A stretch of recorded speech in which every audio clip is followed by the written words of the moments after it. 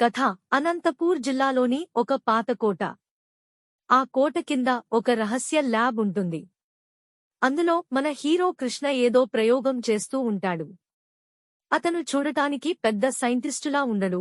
మురికి బట్టలు, గ్రీజు మరకలతో ఒక మెకానిక్లా ఉంటాడు.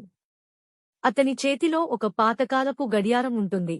అది మామూలు గడియారం కాదు. టైం ట్రావెల్కి అదే మెయిన్ కీ. పక్కనే ఉన్న ప్రొఫెసర్ చాలా టెన్షన్ పడిపోతుంటాడు.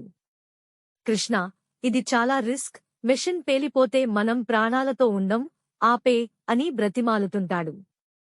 కాని కృష్ణ వినిపించుకోడు. లెక్క తప్పుంటే భయపడాలి ప్రొఫెసర్, నా దగ్గర ఖచ్చితమైన లెక్క ఉంది అని చెప్పి మొండిగా ముందుకు వెళ్తాడు. అక్కడ ఒక భారీ ఇనుప చక్రం లాంటి యంత్రం ఉంటుంది. అదే టైం మెషిన్.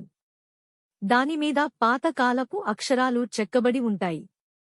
కృష్ణ వెళ్లి ఆ మెషిన్ ఆన్ చేయగానే ఒక్కసారిగా ల్యాబ్ అంతా గాలిలో వస్తువులు తేరడం మొదలవుతాయి.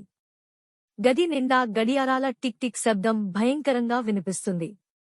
కృష్ణ తన దగ్గర ఉన్న ఆ గడియారాన్ని మెషిన్లో పెట్టి ఒక పెద్ద రాడ్ లాంటిదాన్ని తన శక్తినంతా ఉపయోగించి గట్టిగా లాగుతాడు. మెషిన్ ముల్లులు 100 ఏళ్లు వెనక్కి తిరుగుతూ ఆగిపోతాయి. కృష్ణ పాత కాలంలోకి వెళ్లిపోతాడు.